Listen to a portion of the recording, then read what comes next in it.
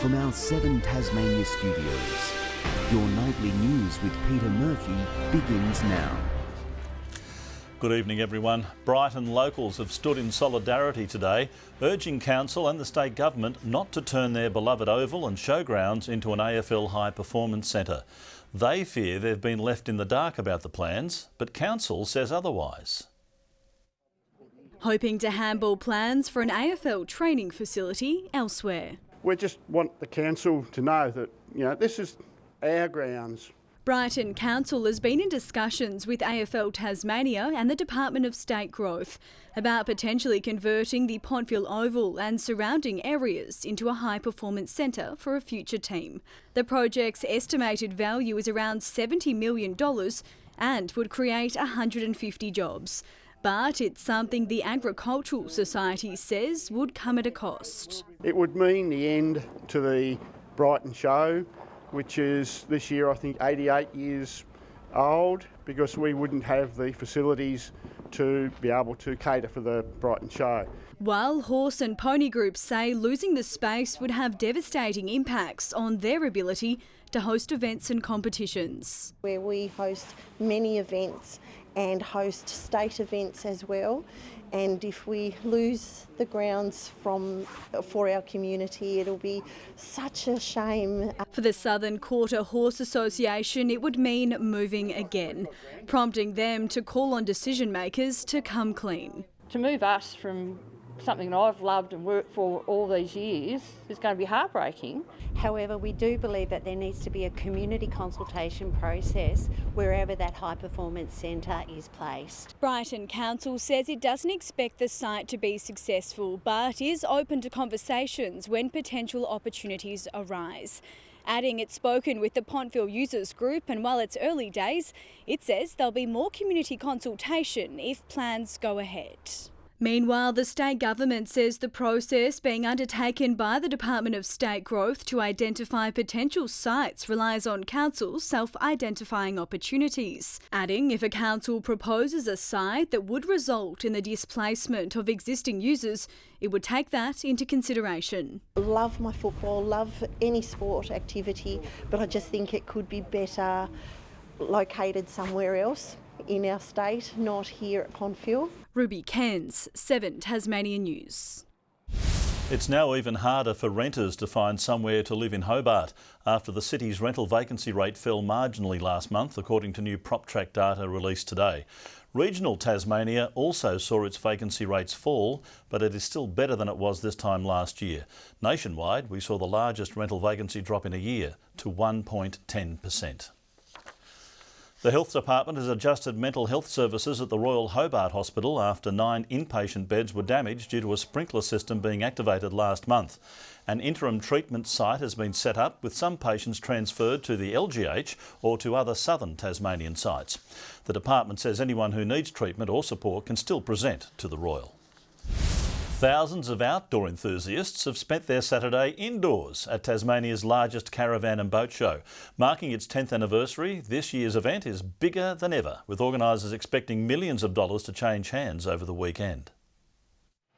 Rolling out the best in outdoor adventure, caravan fans have turned out in droves to check out what's on offer. Anybody who comes down is going to have a great variety of things to look at. The Tasmanian Outdoor Boat and Caravan Show making a triumphant return. We didn't run a show last year because of the lack of stock, but this year they're all stocked up, and we've got more than we've ever had here. Up to 10,000 people are expected over the weekend. The event offering everything from more simple options to models with all the bells and whistles. They have everything. Well, most have en-suites, they have lounges in them, and very luxurious today.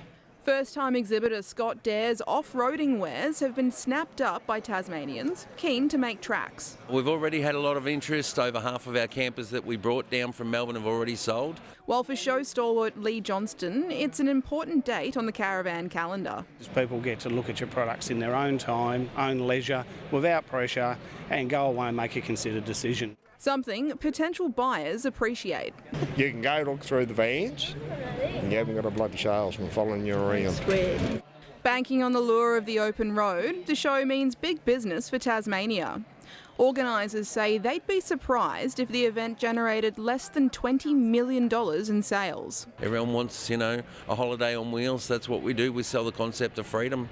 While for others, kicking tyres can be just as fun. We're just looking today, but no buying. The show continues tomorrow. Annie Green, 7 Tasmania News. Hundreds of runners have joined advocates raising awareness of sepsis in Launceston. Known as the silent killer, more than 8,500 Australians die from the disease each year. It's a massive burden for society. It causes so many deaths, and because many people just don't know about it. The life-threatening condition occurs when the body damages its own tissues and organs in response to an infection. World Sepsis Day is on Wednesday. Around 50 rising athletes took to the Kingborough Sports Centre this morning for a game of basketball, volleyball and even pickleball, with the New Horizons program getting underway. It's aimed at giving Tasmanians living with a disability a go. Everyone has a right to play sports. It doesn't matter if you have disability or non-disability. That's what my passion is, and I think that everyone deserves to play sport. The event also teaches teamwork and good sportsmanship on and off the court. Kingborough has made history, defeating North Launceston to make their first TSL Grand Final since joining the competition. A stunning third quarter helping the Tigers down the Bombers to earn a home decider. Meanwhile, Launceston's season is over after Clarence thumped the reigning premier in the elimination final. On a blustery day, the TSL's top two had a tough day ahead of them. The Bombers gold first, but it would be the Tigers with a narrow lead at quarter time. He wheels inside to open up the angle a little and bends it back on the breeze beautifully. Tyler Carter has the Tigers second. The class of Brad Cox-Goodye is shining in an arm wrestle type game. Scoring the only 2 goals of the second term, he gave the Bombers a narrow lead at the main break. Does he have the journey? He works inside, he sends it on its way. It's bending back. It's straight through the middle again from BCG. With a grand final spot on the line, tensions were high. Much like their most recent meeting, Kingborough broke the game open in the third quarter. With the wind at their back, the Tigers dug their claws in. Pearce dropping an absolute soda, coughed it up to Seitzen. Seitzen tumbling towards goal. They've got another. The Bombers left stunned by an 8-goal third-quarter mauling from Kingborough. North Launceston added some respectability to the scoreboard in final quarter junk time, but it was Kingborough's day, through to their first ever TSL Grand Final. At Blunston Arena, Clarence started as quick as the wind against Launceston. Getting first go with the breeze, the Roos piled on 4 goals to none. Plays on, kicks towards attacking 50. Presnell gets back and takes a fine mark, or does he? He's dropped the mark. It took 16 minutes into the second term for the Blues to get on the board, Jake Hines doing the honours. 2 goals to 1 bringing Launceston back into the game. Clarence a little wasteful inside 50. The Roos dominating field possession again after half-time. A 2 goals to none premiership quarter, putting them in pole position for a preliminary final. Now to Jack Preshaw, left foot snap. It'll curl inside for a goal to Jack Preshaw. They killed off the chance of a famous Launceston comeback early in the final quarter. Noah Holmes standing tall up forward for the Roos. Fine game from Noah Holmes. Noah Holmes has kicked it. Clarence eliminating the reigning premiers in stunning fashion. John Hunt, 7 Tasmania News. In the NTFA finals, Rocherlea will face Hillwood next week in the Premier Division Grand Final, while this afternoon at UTAS Stadium, Old Scotch took out the Division 1 Premiership, completing an undefeated season. Leading all day, they defeated St Pat's by 26 points to claim the flag. Fletcher Seymour was awarded the David O'Keefe Medal for being best on ground.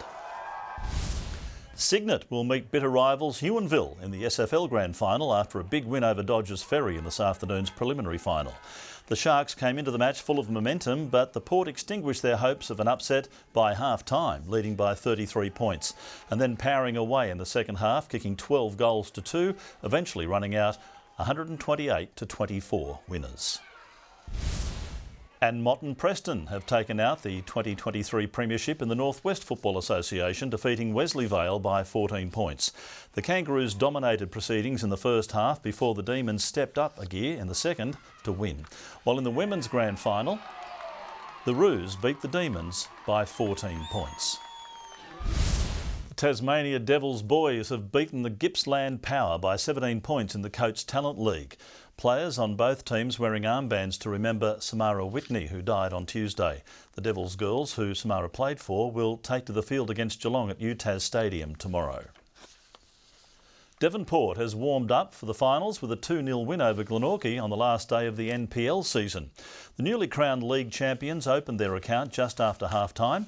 They doubled their lead a short time later, capitalising on a defensive error from the Knights to seal the victory. South Hobart will go into finals off the back of a 1-1 draw with Launceston City, both goals coming inside the first 20 minutes of the match. Kingborough, meanwhile, were too strong for Launceston United, winning a thrilling match 8-4, while in the Women's Super League, champions South Hobart finished the season undefeated, defeating Devonport 1-0. Tassie's Stuart McSwain continues to break new ground in middle distance running, smashing a 17-year-old record in the Diamond League early this morning. The King Island runner finished third in the 2,000-metre event behind Norwegian superstar Jakob Ingebrigtsen.